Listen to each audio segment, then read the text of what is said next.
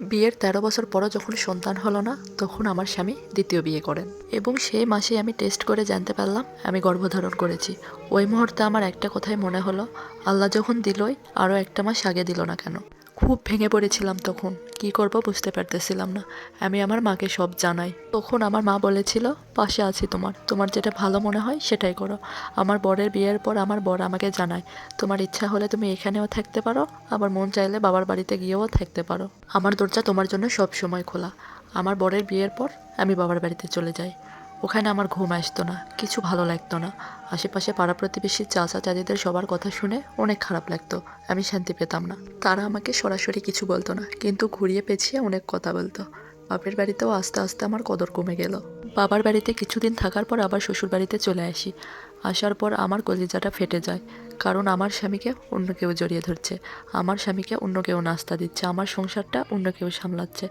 আস্তে আস্তে শ্বশুরবাড়ির সবাই আমার সাথে কথা বলা কমিয়ে দেয়। সবাই নতুন বউটাকে নিয়ে মাতামাতি করতো, আর আমি রুমে দরজা লাগিয়ে কান্না করতাম। একবার মনে হতো বাবার বাড়িতে চলে যাই, সেখানে গিয়েও শান্তি পেতাম না। আবার কয়েকদিন থেকে একা একা চলে আসতাম।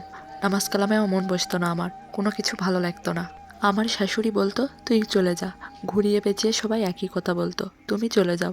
গর্ভধারণের বিষয়টা আমি কাউকেই জানাই না। তারপর কিছুদিন পর আমার স্বামীকে জানাই। সে শুনে খুব খুশি হয় এবং বলে, আমার সামর্থ্য আছে, আমি দুইজনকেই চালাতে পারবো, কোনো অসুবিধে নেই আমার। তুমি আমার বড় বউ, ও আমার ছোট বউ। তোমাদের দুজনকেই আমি অনেক ভালোবাসি, তোমাদের দুজনকে ছাড়াই আমি বাঁচব না। তোমরা দুজনেই থাকো আমার জীবনে। তখন আমি মনে মনে ভাবি, আমাকে ছাড়া ঠিকই তুমি বাঁচবে, ওকে ছাড়া বাঁচবে না সেটা বলো। তারপর উনি ভাগ করে দিলেন, আমার সাথে সপ্তাহে 2 দিন থাকবে আর বাকি দিন নতুন বউয়ের সাথে রাত্রি যাপন করবে। আমার ভাগে পড়ল বৃহস্পতিবার আর শুক্রবার। বৃহস্পতিবার আর শুক্রবার আসলে আমি বাবার বাড়িতে চলে যাই। আমি আমার স্বামীকে খুব ভালোবাসি, প্রচুর ভালোবাসি, কিন্তু এখনকার এই মানুষকে আমি অনেক ঘৃণা করি। আমার কান্না আসতো না, তবে মাঝে মধ্যে আমার বিয়ের ছবিগুলো বের করলে আমার খুব কান্না আসতো। আমি বউ সাজা অবস্থায় আমার পাশে বসা শেরওয়ানি পরিচিত আমার স্বামীকে আমি খুব ভালোবাসতাম। আজও তাকে অনেক ভালোবাসি, তবে এখনকার এই মানুষটাকে না। এখনকার এই মানুষটাকে আমি প্রচুর ঘৃণা করি, যেটা আমি কল্পনাও করতে পারি না, যে একসময় ভালোবাসার মানুষটাকে এখন আমি এত পরিমাণ ঘৃণা করি।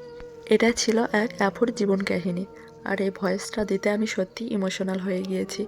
এই বিষয়টা যে কোনো মেয়ের কাছেই অনেক কষ্টের, এর থেকে বেশি কষ্ট পৃথিবীতে আর হতে পারে না। এই গল্পটা আপনাদের কার কাছে কেমন লাগলো? আর আপনাদের যদি ভালো লাগে, নেক্সট টাইম এইরকম গল্প আমি আবার শেয়ার করব। আর আপনারা যদি আপনাদের কারো জীবনের কোনো গল্প শেয়ার করতে চান, তাহলে আমার ইনবক্সে পাঠিয়ে দিবেন, আমি শেয়ার করে দিব। ভালো থাকবেন সবাই, আল্লাহ হাফেজ।